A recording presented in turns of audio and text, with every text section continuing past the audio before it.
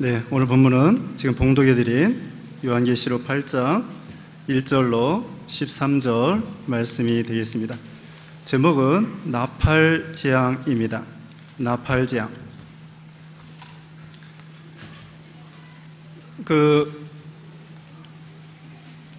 이솝 이야기가 있죠. 개미와 배짱이 이야기가 있습니다.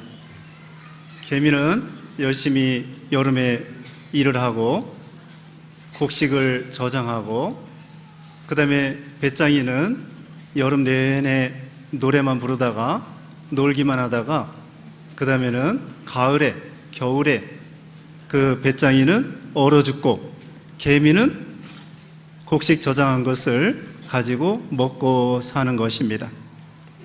자, 여기에 있어서 개미와 배짱이에 있어서 개미가 더 지혜로운 사람이 되는 것입니다. 우리 어른들도요, 월동 준비를 합니다. 요즘에는 안 그렇지만 예전에는 연탄도 준비하고요, 김장도 요새 준비하죠. 김장도 준비하고요.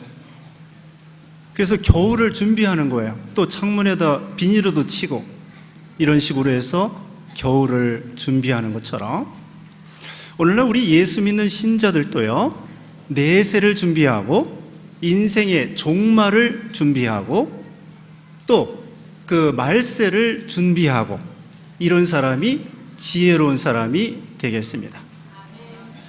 이 성경에 특별히 요한계시록은요, 말세에 대한 예언이 기록되어 있어요. 그런데 이 요한계시록은 읽기도 어렵고 깨닫기도 어렵습니다. 그래서 우리는 이병기 목사님을 통하여 요한계시록을 많이 배웠습니다. 또 배운 것도 잊어버리고 또 생각이 잘 나지 않을 것입니다. 또 일부는 생각나겠죠. 그래서 저도 이병기 목사님한테 배운 이 요한계시록을 또 복습하는 의미를 해서 또 제 나름대로 조금 깨달은 걸 가지고 하나님 말씀을 증거하겠습니다. 자, 요한계시록에는요, 일곱이라고 하는 말이 많이 나옵니다. 일곱 교회, 일곱 영, 일곱 인, 일곱 나팔, 일곱 우레, 일곱 대접, 이것이 나와요. 여기서 제일 이제 우리가 마음을 써야 될 것이 뭐냐면요, 일곱 인과 일곱 나팔입니다. 일곱 인에 대해서는 지난 5월 상회의 때 말씀을 드렸는데요, 지금은 일곱 인 중에서, 그 다음에는 일곱 나팔 중에서 어느 시대에 해당될 것인가, 우리가 궁금하시죠? 네, 이 요한계시록을 잘 배우면 우리가 알 수가 있습니다. 특별히 지금 이 시대는요, 검은 말 시대가 됩니다. 여기 요한계시록 6장에 보면은 셋째 말이 뛰는데 거기에는 검은 말이 뛰고 있습니다. 이 검은 말이라고 하는 것은 경제전쟁, 무역전쟁을 가리키는 거예요.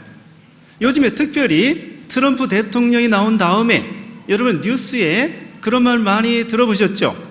무슨 말 들어봤습니까? 경제전쟁, 무역전쟁. 어디하고? 미국하고 중국하고 싸우는 것입니다. 그게 피부로 이제 와 닿는 것입니다.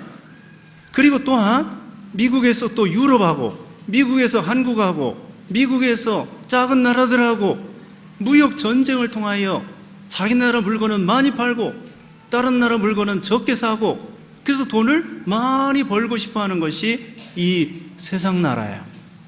옛날에는요, 한 100년 전, 200년 전만 해도 어떻게 했느냐, 전쟁해가지고 남의 나라 땅을 뺏어 먹는 시대예요.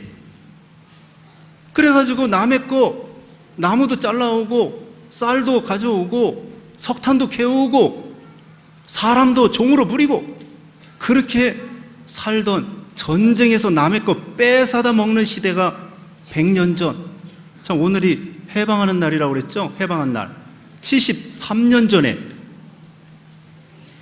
우리나라가 일제시대 때 일본 사람들이 우리나라 거 막 뺏어 먹는 거예요, 전쟁에서. 근데 지금 이 시대는요, 물론 땅 뺏는 것도 있지만 주로 자기 나라 물건을 팔아가지고 남의 나라 자본을 뺏어 먹는 시대가 된 거예요. 그래서 무역 전쟁의 시대가 되고, 간단히만 말씀드립니다. 그 다음에는 네 번째 말이 뭐냐면은 청황색 말입니다. 청황색 말은 종교 전쟁이 해당되는 거예요. 종교 전쟁. 이슬람 중심으로 해가지고 기독교 세계관과 종교 전쟁을 하고 있는 것입니다. 자, 이제는 오늘 본문의 일곱 나팔에 대해서 말씀드립니다. 일곱 인이 나오는데요, 일곱 인 중에서 일곱째 인 안에 일곱 나팔이 들어 있습니다. 자, 일곱 인이 있는데 하나님께서 인류 역사를 계획하는 데 있어서 일곱 인 안에 다 들어가게 했어요.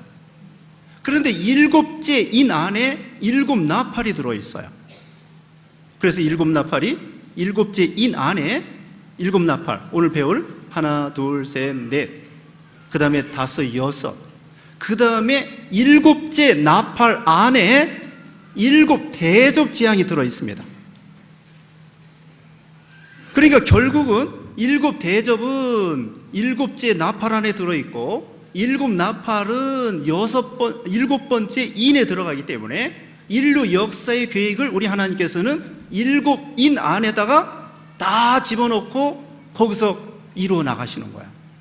그래서 일곱 번째 인 안에 오늘 본문에 일곱 나팔이 들어 있는 것입니다. 그럼 일곱 나팔은 무엇이냐? 이것은 한마디로 특징이 뭐냐면요, 3분의 1이 죽는 것입니다. 3분의 1이 죽는 것이니까 여러분, 이 감각이 별로 3분의 1이 뭐 별거 아닌 거라고 생각이 될지 모르지만은, 여러분 지금 여기에 1000명 모여 있는데 330명이 죽는다고 생각해 보세요. 여러분 가족이 9명인데 3명이 가족 중에서 죽는다고 생각해 보세요. 한 명이 죽어도 끔찍한 일인데 30%, 33%, 3분의 1이 죽는다는 거예요. 인류가 지금 70억 명인데 그 중에서 수십억 명, 3분의 1이 죽는다는 것입니다. 물론 3분의 1이 꼭 뭐 액면 그대로 3분의 1이라고도 할 수 있겠지만은, 하나님의 어떤 내정수, 정확하게 몇 억, 몇만, 몇천, 몇백, 몇십, 몇 명인지는 모르지만 그만큼 3분의 1이 많은 사람들이 죽는다는 거예요. 그리고 여기 보면 이제 여러 가지 재앙이 나오는데요, 또 이 나팔 재앙의 특징은 뭐냐면요, 환경 재앙입니다. 잘 기억하십시오. 나팔 재앙의 특징은 뭐냐면은 환경 재앙, 생태계의 파괴. 오늘 이것만 기억하시면 돼요. 자, 이 나팔 재앙은 3분의 1이 망하는 재앙인데 특징이 뭐냐면은 생태계의 파괴, 환경 재앙이다. 이것을 잘 기억하시면 오늘 공부 다 한 것입니다. 자, 여기 이제 첫 번째, 여기 6절, 7절 읽어주세요. 6절, 일곱 나팔 가진 일곱 천사가 나팔 불기를 예비하더라. 첫째 천사가 나팔을 부니 피 섞인 우박과 불이 나서 땅에 솟아짐에 땅의 3분의 1이 타서 사위고 수목의 3분의 1도 타서 사위고 각종 푸른 풀도 타서 사위더라. 네, 첫 번째 나팔 재앙은 뭐냐면요, 땅에 떨어지는 재앙입니다. 두 번째 나팔은요, 바다에 떨어지는 재앙입니다. 세 번째 그 나팔 재앙은요, 이것은 세 번째, 여기 10절 말씀에는요, 강과 샘물에 떨어지는 재앙입니다. 그 다음에 네 번째는요, 해와 달과 별, 그러니까 이건 천체의 하늘에 떨어지는 재앙입니다. 자, 첫 번째는 어디 떨어져요? 땅에 떨어집니다. 두 번째로는 바다에, 세 번째로는 강과 샘물에, 네 번째로는 해와 달과 별들의 재앙이 임하는 것을 가리켜요. 자, 이제 첫 번째 땅에 떨어지는 재앙인데요, 땅에 쏟아져 가지고 땅 3분의 1이 타버리고 수목의 3분의 1도 타버리고 푸른 풀도 타버렸다. 땅이라고 하는 것은 여기서 하나님이 나팔 재앙으로 심판하는데 왜 심판하겠습니까? 하나님은 그냥 심판하는 것이 아니에요. 왜 심판할까요? 죄 때문에 심판하는 거예요. 소돔 고모라도 왜 망했습니까? 죄 때문에 망했습니다. 노아 시대 사람들이 왜 망했습니까? 죄 때문에 망했습니다. 여기도 땅에 무엇인가 재앙이 임했는데 그냥 하나님이 재앙을 내리시는 것이 아니에요. 분명히 이 땅의 죄인들이 죄를 많이 짓기 때문에 소돔 고모라처럼 오늘날 이 시대가요, 동성연애 옹호하는 시대가 되고 그런 것에 대해서 차별 금지법을 만들어서 우리 기독교인들이, 목사들이 동성연애 잘못했다 이렇게 하면은 감옥 가야 되는 그런 시대가 왔어요. 이런 죄악이 점점 관영함으로 하나님께서 진노하셔서 이 땅에다가 하나님이 뭔가 재앙을 내리신다는 거예요. 그 다음에 수목이라고 하는 것은 영적으로 말하면 이건 권세 있는 사람, 유력한 사람, 이런 사람들이 하나님 앞에 불신으로 죄악으로 심판받는다는 것입니다. 그럼 풀은 무엇이냐? 풀이라고 하는 것은 보통 사람을 가리킵니다. 서민을 가리킵니다. 모든 인생은 풀과 같고 그 모든 영광은 풀의 꽃과 같으니 풀은 마르고 꽃은 떨어지되, 그런 말씀 아시죠? 모든 인생은 풀과 같단 말입니다. 그러니까 우리 보통 서민들, 이 사람들 중에 하나님 앞에 범죄하여 하나님이 3분의 1을 심판한다고 말하고 있습니다. 그런데 이것은 또한 실질적으로도 이렇게 땅이 3분의 1이 타버리고 수목의 3분의 1이 타버리고 풀도 타버릴 수 있다는 것입니다. 지금 날씨가 덥죠? 올해가 100년 만에 뭐 덥다고도 하고 94년도 더웠습니다. 그때보다 더 덥다고 그러고, 그리고 서울은 39.6까지 그렇게 온도가 올라갔습니다. 이거 왜 더워요? 왜 더우냐면요, 성경에 나와 있어요. 더운 이유가. 왜 더우냐? 성경에 환경재앙이라고 제가 말씀드렸죠. 지금 이 지구가 점점 더워지는 이유가 있어요. 그건 뭐냐? 화석 연료를 많이 떼기 때문에 그렇습니다. 석유 떼죠, 또 나무 떼지요, 석탄 떼지요, 가스 떼지요. 이런 걸 통하여 이 지구가 점점 더워지는 거예요. 여러분이 에어컨 지금 시원하게 틀어놨습니다. 옛날에는 선풍기, 그렇지 않으면 부채 이렇게 되죠. 근데 부채보다는 선풍기보다는 이 에어컨으로 인해서 전기를 많이 사용해야 돼요. 전기를 많이 사용하려고 하면은 어떻게 됩니까? 수력 발전 아니면 화력 발전을 해야 되는데, 원자로나 그렇지 않으면 원자력 발전이나 그렇지 않으면은 석유를 떼든지 석탄을 떼든지 가스를 떼든지 그래야 전기가 나오는 거예요. 그러면은 덥다고 에어컨을 빵빵하게 세게 틀어놓고서는 전기는 많이 쓰면은, 전기 많이 쓰다 보면 어떻게 돼요? 석유 많이 떼야 돼요. 석탄 많이 떼야 돼요. 가스 많이 떼야 돼요. 그러면 지구는 더워져요. 그럼 에어컨 더 세게 틀어야 돼요.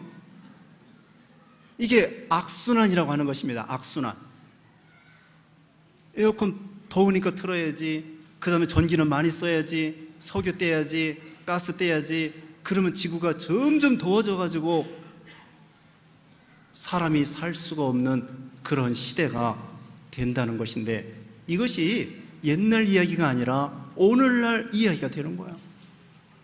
처음에 제가 20여 년 전에 중국에 선교하러 갔을 때에는 자전거들이 출퇴근 시간에 빡빡하게 바글바글해요.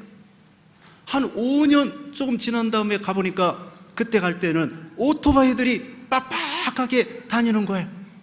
그 다음에 한 10년 지난 다음에 보니까 자동차들이 또 빡빡하게 지나가가지고, 처음에는 자전거일 때는요 석유 안 떼도 돼요.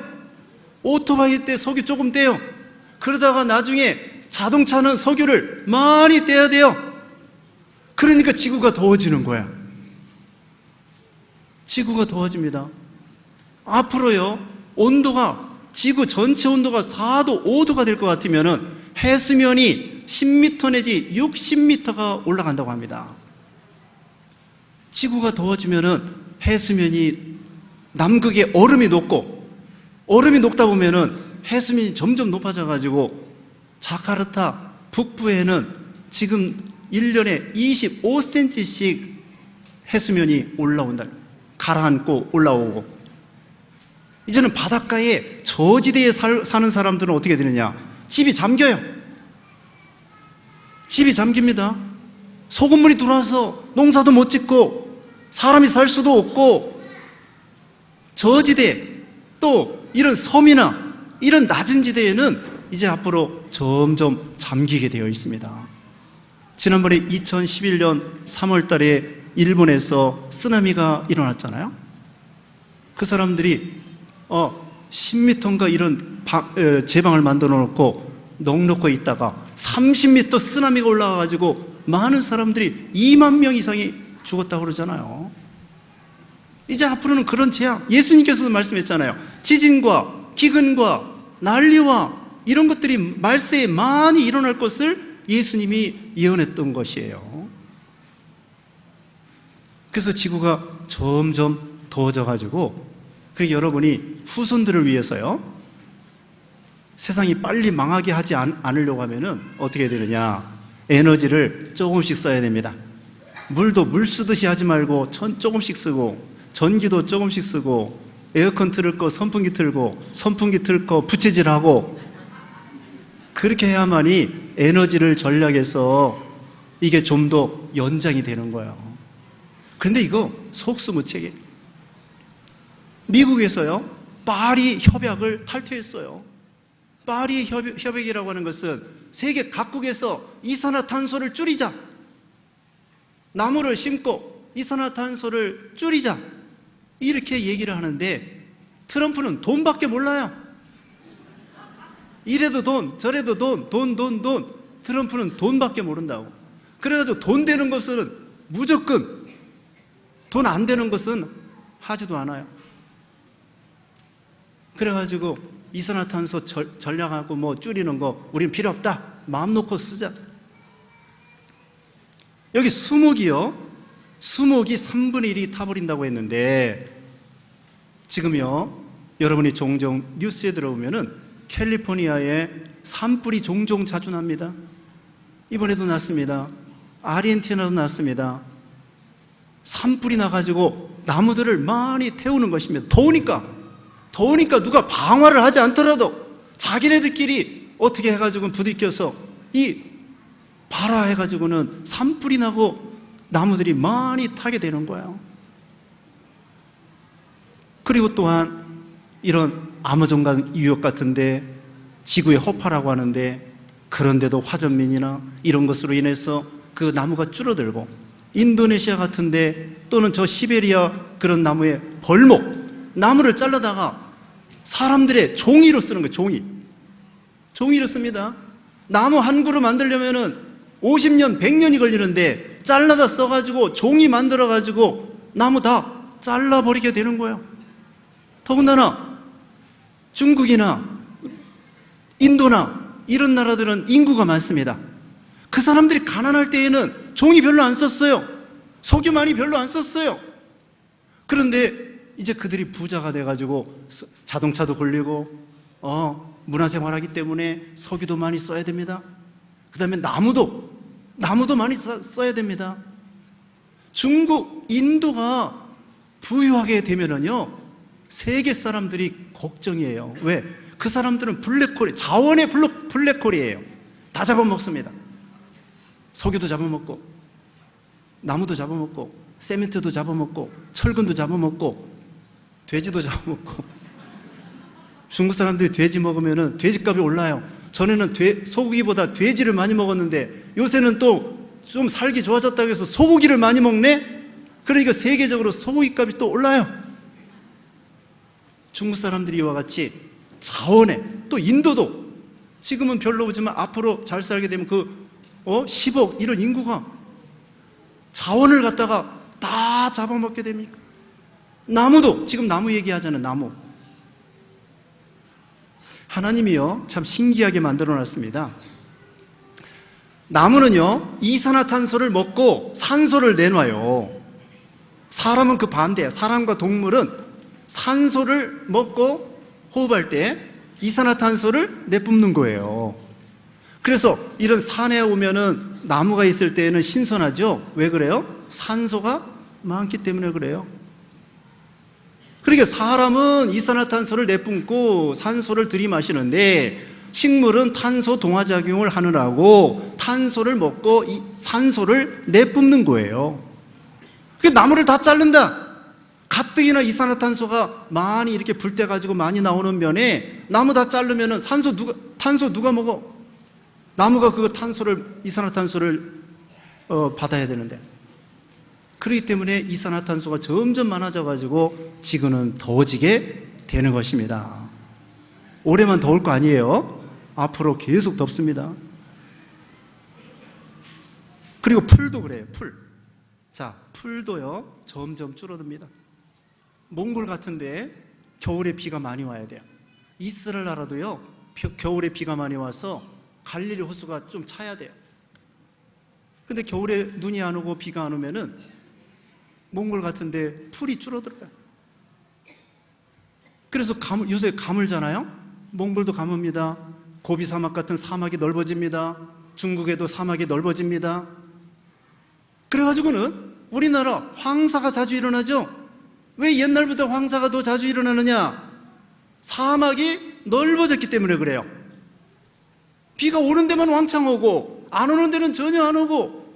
그러니까 인도의 사막이 중국의 사막이 넓어지고 몽골의 사막이 넓어지고 경작 면적이 줄어들고 주거 면적이 줄어들고, 그렇기 때문에 경작 면적이 줄어들으니까 기근을 당하게 되고 사람이 살 수 없으니까 다른 동네로 이사 가야 되고, 이와 같이 지금 말씀드리는 것은 뭐냐? 생태계가 파괴되고 환경재앙을 만나게 되는데 이것이 바로 나팔재앙이다. 여러분 이것을 기억하시면 되겠습니다.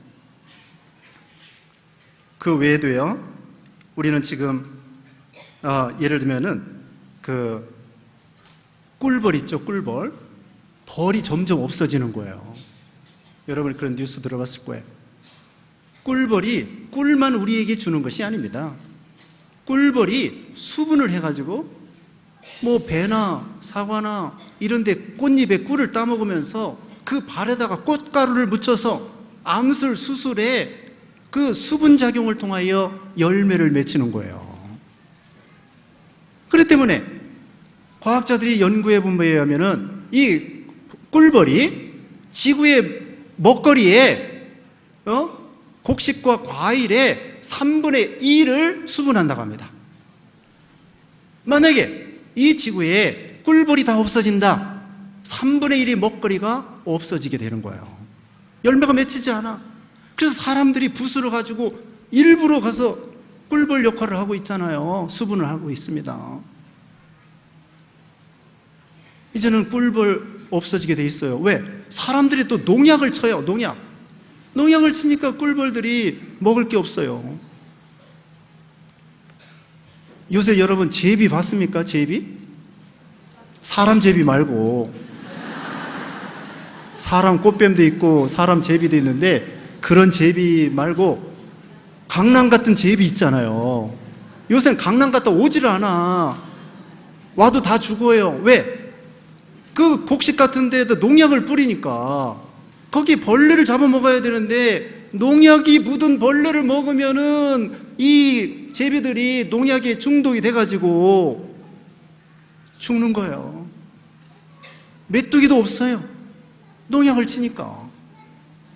사람들이 생산성을 높이기 위해서 농약 치고 뭐하고, 또 여기 이제 먼저 미리 말씀드리는데요, 강과 바다와 이런 것이 오염되잖아요. 다 우리 사람들이 생태계를 망치는 것입니다. 왜 바다가 오염되고 강이 오염되고 샘이 오염되느냐? 우리가 사용하는 그런 물품들, 쓰레기들, 이런 것들이 오염을 시키는 거예요. 우리가 쓰는 것이 뭡니까? 세제, 그 다음에는 샴푸, 비누, 린스, 또 자외선 차단제, 또 음식물에 들어가는 방부제, 착색제, 맛내는 거, 이런 모든 것이 지구를 오염시키는 것입니다. 생태계를 교란시키는 거예요. 그래서 환경 호르몬이라는 들어봤잖아요. 환경 호르몬, 이런 페트병, 이런 것도 환경 호르몬이 나와가지고 남성들에게는 좋지 않다는 그런 말. 그래서 요새 늦게 결혼하고 또 남성들은 컴퓨터 만지지, 또 환경 호르몬 마시지, 그러니까 아이를 또 못 낳는 경우가 종종 있다는 거 아닙니까? 이게 자업자득이에요.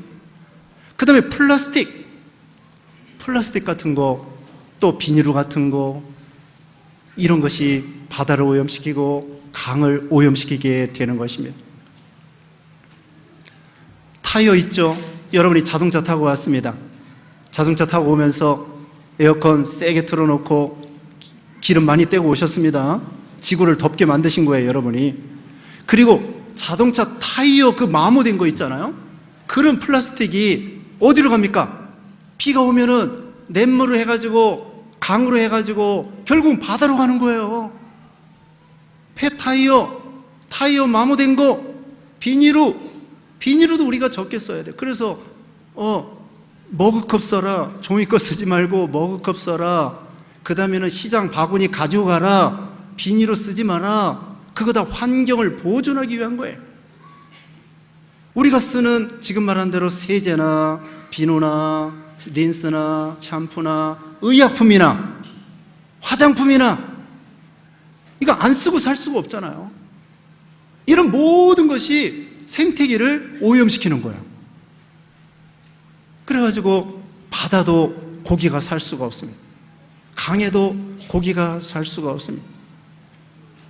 여기 바다에서 재앙이 임하는데 바다에 사람들이 오염을 시키는 거예요. 그래서 오염시켜서 어부들이, 우리가 이 육지에서 쓰는 거 아까 말한 대로 냇가로 흘러가고 강으로 흘러가고 바다로 흘러가서 강이 오염되고 바다가 오염되고, 예전에는 한강에서요, 뚝섬에서요 수영도 하고요 고기도 잡아먹고요, 요새 낚시에도 한강에서 뭐 고기, 붕어 같은 거 잡아 드시면 안 됩니다. 오염돼가지고 여기 3분의 1이 죽는다고 돼 있잖아요. 바다도 마찬가지입니다. 작은 고기가 중금속을 먹어가지고 중간 고기가 그걸 작은 고기를 잡아먹고, 중간 고기가 큰 고기가 중간 고기를 잡아먹고, 그래서 참치 같은 큰 고기 먹지 말래잖아요. 여기 참치 장사 없어요. 참치 그거 많이 먹지 말래요. 큰 고기 많이 먹지 말래요. 중금속이 축적이 됐다는 거예요. 근데 작은 고기도요 믿지 못해요. 지난번에 방금 말한 대로 2011년 3월 달에 일본의 동일본 지진으로 인해서 2만 명이 죽었는데 후쿠시마 원전이 파괴가 됐다고요. 후쿠시마 원전이 파괴됨으로 인해서 거기서 방사능이 나와가지고 세슘이나 이런 것들이 고기에 눈에 보이지도 않아요. 냄새도 없어요. 고기들이 그걸 먹습니다. 그리고는 외국에 수출합니다. 우리나라가 막으려고 하면은 무역 뭐 어떻게 시비 걸어가지고 수입을 하게 만듭니다. 그러면 우리는 시장에 가서 원산지 속은 거 이거 어디서 온지도 모르고 국내산이라고 속아가지고 먹는데 그게 일본의 후쿠시마에서 왔을지도 몰라요. 어떡하겠습니까? 눈에 보이지도 않고. 지난번에는 어떤 침대가 라돈이라고 하는 방사선이 나온다고 그랬죠. 근데 그 라돈이라는 것이요 이런 공기 중에도 나오고요, 여러분 집에도 있고요, 샘물에도 있고요, 화강암 그런 바위 위에도 있어요. 다 조금씩은 다 나와. 그런데 얼마나 많이 나오느냐, 그런 걸 말하는 거예요. 그러니까 이 지구가 오염이 돼가지고, 그래서 강이 오염되고 바다가 오염되는데 바다에다가 사람들이 막 버립니다. 폐기물도 갖다 버리는 거예요. 사실은 어부들이 폐기물을 어떻게 해야 돼요? 수거해야 돼요. 그런데 바닷속에 안 보인다고 해가지고 다 갖다 버려. 폐기물도 버려, 스티로폴도 버려, 냉장고도 갖다 버려. 바닷속에다가 다 버려. 어망 같은 거 다 버려. 그러니까 바다가 백화 현상으로 인해서 고기들이 살 수 없어요. 바다의 숲이 망가지는 거예요. 그러니까 여기 있는 대로 이제는요, 날씨가 더워지고 고기가 이제 여러분 생선 먹기 어려운 시대가 됩니다. 비싸서 못 먹고 오염돼서 못 먹고 이제는 오징어 먹기 어려워요. 명태 먹기 어렵습니다. 우리 한반도가 더워졌기 때문에 생태계가 달라져가지고 아열대 기후가 돼가지고는 이제는요, 사과가 예전은 대구 사과인데 이제는 북쪽에도 사과가 잘 됩니다. 이제는 명태, 저기 추운 지방에서 잡히기 때문에 여기서 이제 명태 먹기 어려워요. 수입해다 먹어야 돼요. 오징어도, 고기도 이제는 넉넉하게 먹기 어려운 시대가 됐습니다. 그럴 때 우리는 뭐라고 생각해야 돼요? 아, 나팔재앙이 임했구나. 여러분이 이것을 알라는 것입니다. 지금은 아까 말한 대로 무역 전쟁의 시대고 종교 전쟁의 시대고 또 이 나팔재앙 안에 들었어요. 나팔재앙이요, 이건 대환란에 들어가는 대환란. 대환란의 7년 대환란인데요, 7년 대환란인데 전 3년 반은 우리가 받아야 되고 후 3년 반은 우리가 받지 않습니다. 전 3년 반에 나팔재앙이 들어있어요. 이거 무서운 재앙입니다. 예수님께서도 큰 환란이 있을 것이다, 마태복음 24장에 말씀했어요. 하나님께서 감해주지 아니하시면 육체를 가진 사람이 감당할 수 없기 때문에 하나님이 감해 주신다고 그랬습니다. 나팔재앙까지는 받고 그 다음에 후 3년 반에 대접재앙이 있어요. 성경이 여기 16장에, 계시록 16장에 가면은요, 대접재앙이 있습니다. 이 대접재앙은 우리는 안 받아요. 우리는 나팔재앙 6번째 나팔, 여기 9장까지는 받아야 됩니다. 그리고 예수님이 재림하시는 거예요. 11장 찾아봅니다. 11장 11절 12절 읽어주세요. 11장 11절 3일 반 후에 하나님께로부터 생기가 저희 속에 들어가매 저희가 발로 일어서니 구경하는 자들이 크게 두려워하더라. 하늘로부터 큰 음성이 있어 이리로 올라오라 함을 저희가 듣고 구름을 타고 하늘로 올라가니 저희 원수들도 구경하더라. 네, 예수님이 구름 타고 재림하시는데요, 여기 11장 11절에 보면은 3일 반 후에 하나님께로부터 생기가 들어가서 이 교회와 성도들이에요. 다 일어서고, 그 다음에 12절에는 하늘로부터 큰 음성이 일어나서 있어 이리로 올라오라. 그래서 우리는 공중에 예수님, 구름 타고 재림하시는 예수님을 구름 타고 쫙 올라가서 휴거돼서 예수님을 영접하는 거야. 자, 예수님 재림이 어디 나와요? 요한계시록 11장 11절 12절. 다시 요한계시록 11장 11절 12절. 외우기도 쉬워요. 요한계시록 11장 11절 12절. 예수님이 구름 타고 재림하시고 우리는 휴거돼서 올라가는 거야. 그러니까 다시 말씀드리면 인과 나팔에 있어서 6번째 나팔까지 8장 9장까지 우리가 당해야 돼요. 그리고 11장 11절 12절에 우리는 예수님 재림하시고 휴거돼서 올라가고, 그 다음에 16장에 대접재앙이 있는데 대접재앙에 마지막으로 아마겟돈 전쟁이 있습니다. 물어보겠습니다. 아마겟돈 전쟁 우리 받아요, 안 받아요? 안 받아요. 하나님이 감해 주신다고 그랬다고. 그리고 이 대접재앙 아마겟돈 전쟁은요, 거의 다 죽는 거예요. 이 나팔재앙은 얼마가 죽는다고요? 3분의 1이 죽는 건데 대접재앙은 거의 다 죽어요. 얼마 안 남아요. 우리는 상관없어요. 그렇다고 여러분 여기 10장, 12장, 13장, 14장, 15장이 우리와 상관없다, 그게 아닙니다. 16장은 대접재앙이기 때문에 우리는 받지 않지만, 그러나 10장, 11장, 12장, 13장, 14장, 15장에 다 우리하고 관계 있는 이야기가 나와요.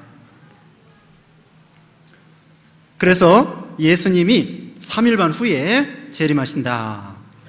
그걸 기억하시고요. 이제 두 번째 재앙. 네, 아까 바다 이야기를 했지만 또 말씀드립니다. 8절 읽어주세요. 8절 둘째 천사가 나팔을 부니 불붙는 큰 산과 같은 것이 바다에 던지우매 바다의 3분의 1이 피가 되고 바다 가운데 생명 가진 피조물들의 3분의 1이 죽고 배들의 3분의 1이 깨어지더라. 네, 여기 큰 산과 같은 것이 바다에 떨어진다고 했습니다. 영적으로 말하면 이 큰 산은 큰 세력을 가리켜요. 그러니까 바벨론과 같은 그런 나라, 또 로마와 같은 나라, 또는 중국과 같은 나라, 미국과 같은 나라, 어떤 그런 큰 나라가 망한다고 해석을 할 수가 있습니다. 그 다음에 어떤 큰 세력, 그런 국가나 어떤 큰 세력이나 이런 것들이 하루아침에 망할 수 있다, 이것을 가르쳐 주고요. 그 다음에 바다 가운데 생명 가진 피조물들의 3분의 1이 죽고 배들의 3분의 1이 깨지더라. 생명이 죽는 거예요. 사망의 바다가 됩니다. 그리고 배들도 깨지는 것입니다. 영적으로 말하면 이 배들은 어떤, 이것도 하나의 기관, 단체, 또는 유명한 사람, 또는 어떤 그 질서, 이런 것을 가리킵니다. 그리고는 실질적으로도 이렇게 될 수가 있습니다. 바다가 피가 되고, 피가 되면은 실질적으로도 그 애굽에서 있죠. 피 재앙이 있었습니다. 그 나일강이 피가 되기도 하고, 또 우박 재앙이 있습니다.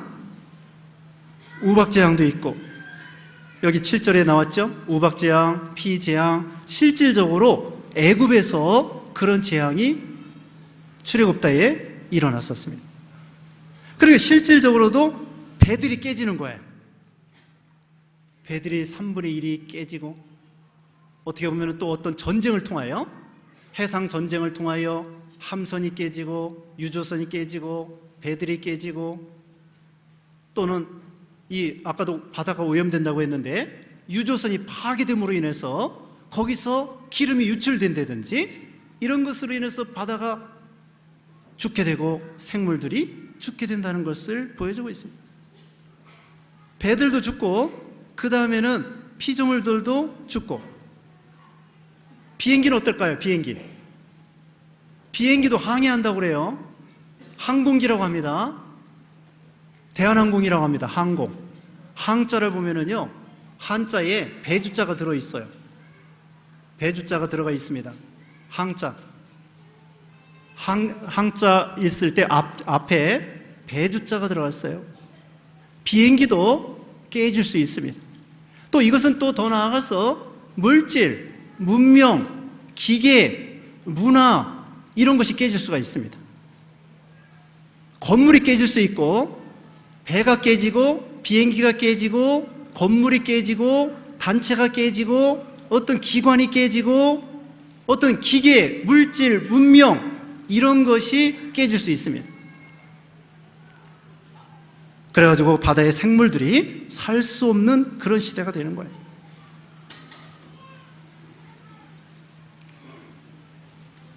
선진국에서는요, 고기를 잡아먹을 때에도 센치를 재서 큰 녀석은 어떻게 할까요?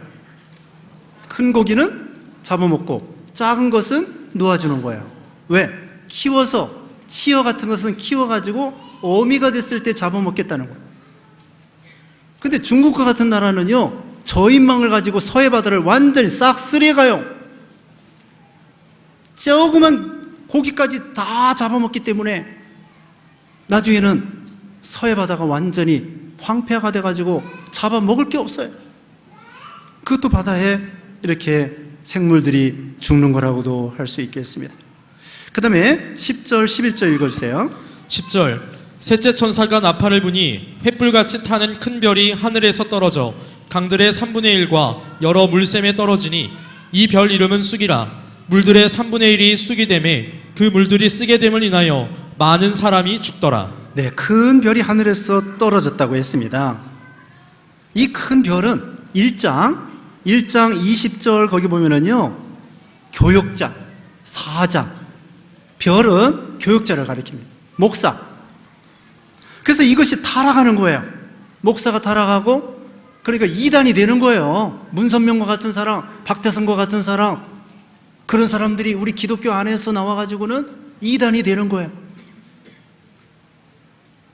이런 큰 이단의 교주, 이런 것들이 여기 강에 떨어지고 샘에 떨어진다는 것은 복음, 말씀을 오염시키는 걸 가리키는 거예요. 이단들이 나와가지고 진리가 아니라 비진리를 증거함으로 인해서 많은 사람들이 그 비진리를 먹고 심령이 죽게 된다는 것을 가리켜주고, 그리고 그게 쑥이라고 그랬잖아요. 쓴 쑥입니다. 여러분, 이단에 빠지면요 패가 망신합니다. 최근에도 우리 동네에 어떤 세탁소가 있는데 그 여자 집사였는데 명성교회 다녔었어요. 근데 권사 떨어졌다고 시험 들었어. 명성교회에서 권사 떨어졌다고 시험에 들어가지고 이단에 빠졌어. 이단으로 넘어갔어요. 그래서 남편하고 이혼하고 남편이 세탁소에서 돈 잘 벌었는데 가정이 막 엉망진창이 돼. 이단에 빠지면요 패가 망신합니다. 그래서 쓴 쑥이 돼. 가정을 쓰게 만들고, 사회를 독버섯처럼 쓰게 만들고, 교회를 쓰게 만들고, 사람을 쓰게 만들고. 그런데 참 선지자는요 쓴 것을 달게 만듭니다. 출애굽기 15장에 보면은 모세가 쓴물을 닥쳤을 때, 마라 쓴물을 닥쳤을 때 하나님이 나무를 지시하니까 거기에 던지니까 쓴물이 달게 된 거예요. 참 선지자는, 참 목회자는 성도들로 하여금 쓴 것을 달게 만들어주고 참 복음을 전해줌으로 인해서 성도들이 그걸 먹고 심령이 살고 기쁘고 행복하고 생명이 살아갈 수 있도록 해주는 것이죠. 그리고 또한 이건 실질적으로 이럴 수가 있습니다. 어떤 폭탄이나 미사일 같은 거예요. 요새 무기가 크게 발달해가지고 핵무기 나왔습니다. 몇십 년 전에 나왔습니다만은 핵무기 나가사키, 히로시마 떨어져서 우리나라가 해방됐지 않습니까? 원자탄 같은 거, 수소폭탄 같은 거, 그 다음에 어떤 미사일 같은 거, 또 요새 생화학무기 있습니다. 생화학무기. 생화학무기라는 것은 생물학적으로 콜레라 같은 균을, 장티푸스 균 같은 것을 폭탄에 넣어가지고, 그렇지 않으면은 화학무기 있습니다. 독가스 같은 거, 사린가스 같은 거, 이런 걸 폭탄에 넣어가지고 뿌리면은 독가스에 사람이 죽는 거예요. 생화학 무기, 그 다음에 방사선 그런 무기, 이런 걸 통하여 사람들이 죽고, 그 다음에는 오염되면은 거기 가지도 못해. 아까 말한 대로 후쿠시마 지역에 사람들이 가서 살지 못합니다. 50년 걸릴지 100년 걸릴지 모릅니다. 원자로가 파괴돼가지고, 만약에 앞으로 원자탄이 떨어진다고 하면은 그 지역에 즉시 많은 사람들이 죽을 것이며, 변방에 있는 사람들은 서서히 죽을 것이며, 나중에 더 변방에 있는 사람은 유전병에 걸려가지고 자기 자손들의 기형아가 나오고, 이런 무서운 무기가 준비되어 있어요. 세계를 40번 멸망시킬 수 있는 원자폭탄이, 수소폭탄이 준비되어 있다는 거예요. 근데 북한에서 그걸 만들었다는 거예요. 우리는 믿음이 너무 좋아가지고요, 북한에서 핵무기 만들어도 뭐 까딱없습니다. 하나님의 주권을 믿으니까. 북한 얘기를 하겠습니다. 한 가지만 할게요. 뭐냐면요, 북한 교회를 하나님이 버리셨는가? 교회도 없고, 북한 공산당은 계속 믿는 사람들을 막 잡아 죽이고 감옥에 가두고. 하나님은 남한 사람만 사랑하시는가? 북한 사람은 하나님이 저주하셨는가? 아니더라고요. 왜 그러냐? 북한에 숨어서 믿는 사람이 20만 명이래요. 그리고 감옥에 갇힌 사람이 5만 명이래요. 그리고 남한에는, 잘 들어보세요, 북한에는 발각되면은 순교 아니면 감옥입니다. 이제까지 북한에서 매일매일 순교자가 나옵니다. 근데 물어보겠습니다. 남한의 순교자 나와요, 안 나와요? 예? 안 나와요. 하나님이 어느 교회를 더 사랑하시겠어요? 아니에요. 다 똑같이 사랑하셔요. 북한은 버리신 게 아니더라고요. 그 사람들은 알곡을 하나님이 거두시려고 북한은 매일매일 순교자가 나옵니다. 그 알곡들 걷어가지고 하나님이 복 주시려고 영원한 복.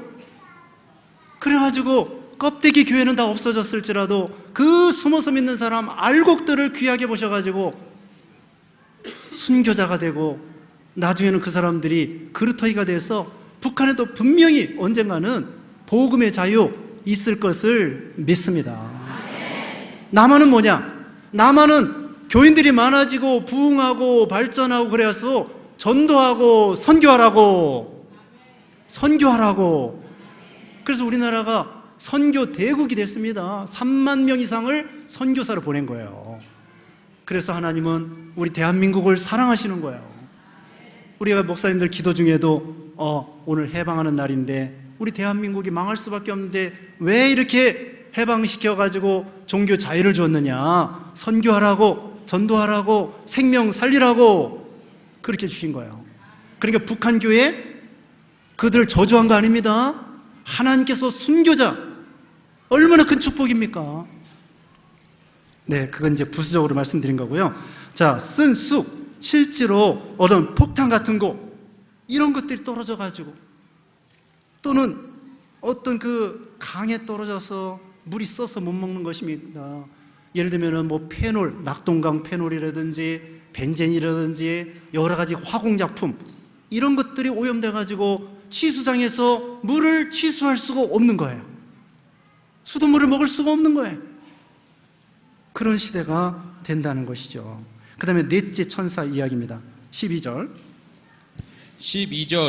넷째 천사가 나팔을 부니 해 3분의 1과 달 3분의 1과 별들의 3분의 1이 침을 받아 그 3분의 1이 어두워지니 낮 3분의 1은 비침이 없고 밤도 그러하더라. 네, 넷째 천사는요 해와 달과 별들의 3분의 1이 타격을 받아 어두워지는 것입니다.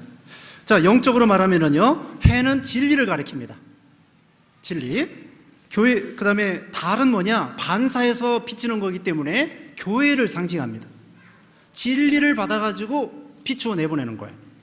그 다음에 별들은 뭐냐면요 교역자 또는 성도들을 가리켜요. 우리 모든 성도들이 다 별이에요. 별이라고요. 스타, 별이 다 된 것입니다. 다니엘 12장 3절에 보면은 많은 사람을 옳은 대로 인도하는 자는 하늘의 별과 같이 빛나리라. 목사만이 아니라 여러분 모두가 다 스타, 별이에요. 하늘의 별이라고. 그런데 여기 보면은 어두워진다고 했습니다. 실제로요 별이 어두워지고 달이 어두워지고 해가 어두워질 수가 있습니다. 요새는요 공해가 심해가지고요 밤에 별 볼 일이 없습니다. 여기도 그 새벽에 보니까 별이 좀 보이더라고요. 서울은요 공해가 심해가지고 큰 별만 보이고 별이 안 보여요. 시골에 가보면은 제가 어렸을 때만 해도 여름에 마당에다가 평상 해놓고 옆에다가 모깃불 펴놓고 부채질하면서 하늘의 별을 보니까 별들이 막 은하수가 쏟아지는 것처럼 얼마나 별들이 많습니다. 그런데 지금은 별을 오염돼가지고 공기가 오염되고 또 여러분 봄에 황사, 미세먼지 얼마나 걱정합니까? 공기청정기 사다 놔야 돼요. 지금 이런 시대가 됐어. 이런 시대가 됐습니다. 공기가 오염되고 황사로 오염되고 미세먼지로 오염되고 그래서 실제로 이런 별들이나 달들이나 해가 어두워질 수 있다는 것입니다. 방금 여기에 해는 진리를 가리키고 달은 교회를 가리키고 별들은 신자들을 가리킨다고 했는데요 오늘날 교회가 타락돼가지고 세상을 정화시킬 수 있는 정화 능력이 떨어졌습니다. 바닷물은요 3% 내지 5%의 소금을 가지고 바다를 정화시키고 오염을 방지하는 것입니다. 근데 오늘날 기독교인들이 600만 명, 예전에는 1000만 명, 1200만 명이라고 했는데 줄어서 600만 명, 500만 명이라고 하는데 어쨌든 그거라고 할지라도 우리 한국을 정화시키고 참 빛과 소금의 역할을 통하여 생명력을 보존하고 그래야 되겠는데 교회가 여러분 어떻습니까? 점점 시들어지고 자기들끼리 싸웁니다. 우리 한국 사람 특별히 싸우는 거 잘해요. 근데 누구하고 싸워요? 밖에 사람하고 싸우는 게 아니라 집 안에서 싸우고 교회 안에서 싸우고 교단 안에서 싸우고 교계적으로 싸우고 우리 민족끼리 싸우고 외국에 나가면 똘똘 뭉쳐야 될 거 아니에요. 한인회가요 꼭 2개, 3개래. 한인회, 노인회, 한인 노인회도 2개, 3개. 우리 한국 사람들은 한 사람 한 사람은 잘하는데 여러 사람 모아놓으면은 싸우는 거 잘하는 거야. 우리끼리는 싸우는 데는 귀신. 어? 그런데 저기 외국하고 싸우는 것은 등신. 일본하고 싸우고 중국하고 싸우고 이런 사람 이런 나라하고 싸워야 되는데 그런 나라하고는 못 싸우고 우리끼리는 죽으려고 싸우는 거야. 이거 어떻게 하면 되겠습니까? 이거 우리 바꿔야 돼요. 우리 기독교인부터 바꿔야 되는데 근데 현실이 그렇지 않습니다. 우리들끼리 고소하고 우리끼리 싸우고 우리끼리 참 이게 불행한 일입니다. 그러니까 교회가 어때요? 어두워진 거예요. 진리가 어두워지고 생명력이 떨어지고 교회가 복음을 전하고 전도해야 되는데 전도문이 막히고 또 오늘날 큰 교회들이 얼마나 요새 뉴스가 많이 금방금방 전파되잖아요. SNS에서 큰 교회가 어떻다는 거, 명성교회가 어떻다는 거 다 알아요. 안 믿는 사람도 다 압니다. 그러니 이게 전도가 안 되고 이단들이 득세합니다. 그들이 오염시켜요. 가짜인데 이단들이 무리를 일으키면은 그 기독교인 줄 알고 그 다음에 교회 또 나가기 싫어한다고. 지금 이런 시대가 됐어요. 그래서 우리는 이거 어떻게 해야 되냐. 우리만큼이라도 정말 진리를 전파하고 생명을 전하고 이렇게 해야만이 하나님을 기쁘게 해드릴 수 있다는 것을 가르쳐 주는 것입니다. 교회는요 전투함이 되고 구조함이 돼야 돼요. 근데 오늘날 교회들이 유람선이 됐어요. 크루즈선이 됐다고. 맨날 놀자판, 먹자판이 됐어요. 그 다음에 싸움판이 되고 선한 싸움을 싸워야 되는데 선한 싸움을 싸우는 전투함이 되고 또 물에 빠진 사람들을 건져내는 구조함이 돼야 되는데 구조함이나 전투함이 아니라 이제는 자기들끼리 싸우고 그 다음에는 뭐예요? 유람선이 돼서 맨날 먹자판, 놀자판 먹어야 돼요. 놀아야 돼요. 그러나 전도하면서 먹고 선교하면서 먹고 그래야죠. 자, 여기 13절에는요 나머지 화 3개가 남아있다고 했습니다. 5번째 나팔 재앙은 9장 1절부터 나오고요. 6번째 나팔 재앙은요 12절부터 13절부터 나오고요. 그 다음에 7번째 이제 대접 재앙의 시작은 11장 15절부터 나오고 있습니다. 여기 9장에 있어서 이건 전쟁입니다. 전쟁. 어떤 무기, 최신 무기, 이런 무기예요. 아까도 공중에서 큰 별이 떨어졌다고 그랬죠. 이런 어떤 폭탄들이 공중에서 날아올 수가 있습니다. 요즘에 과학이 발달해서 ICBM 같은 거, 대륙간 탄도탄 이런 것들이 있습니다. 그래가지고 이걸 대기권 밖으로 쏘아 올려가지고는 대기권에 빨리 날아가가지고 상대방의 나라에 예를 들면 중국에서 쏴가지고는 대기권 밖으로 갔다가 다시 들어가지고는 미국으로 날아가는 거예요. 언제 폭탄이 어디서 떨어질지 모릅니다. 또 요새 어떤 무기가 발달했느냐. 미사일 중에서 러시아에서 마하 20이 되는 음속보다 20배나 빠른 그런 미사일을 발견했어요. 그렇기 때문에 아무도 미사일을 그걸 탐지할 수가 없어요.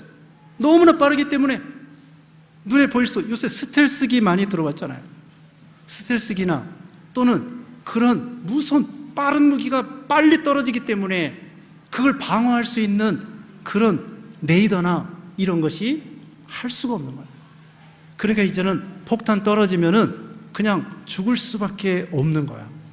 미국에서는 며칠 전에 2020년 내후년까지 우주군을 만들겠다고 했습니다. 육군, 해군, 공군, 그다음에는 우주군, 우주에서 싸우는, 우주에서 무기를 가지고 싸우는 스타워즈, 그런 무기 체계를 앞으로 우주군을 창설하겠대요.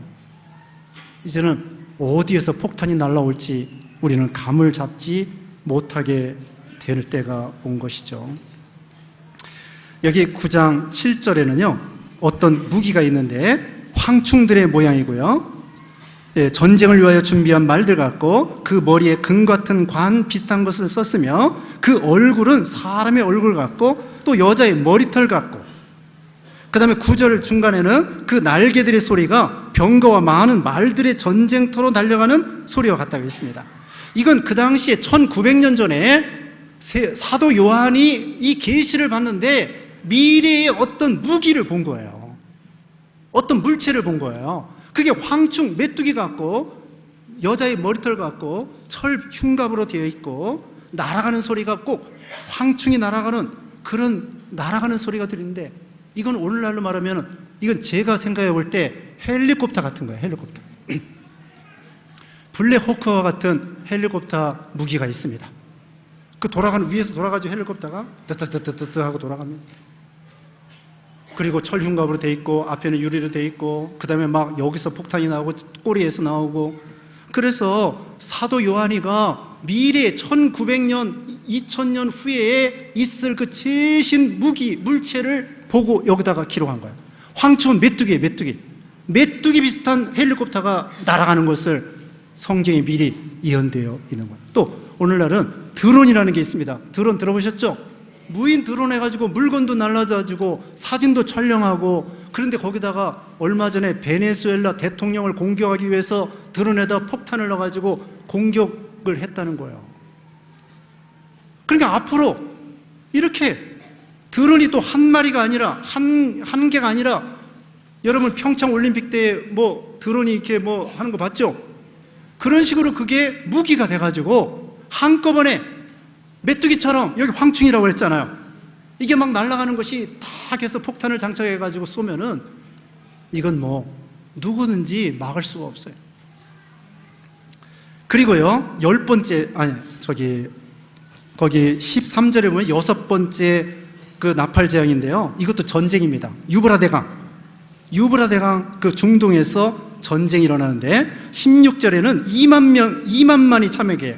2만만이라는 것은 2억 명이 참여하는 거예요. 2억 명이 참여하려고 하면요, 중국도 참여해야 되고요, 미국도 참여해야 되고요, 인도도 참여해야 되고요.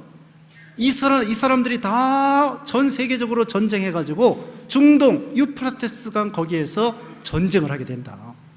그리고 3분의 1이 죽게 된다. 근데 거기에도 무기가 나와요.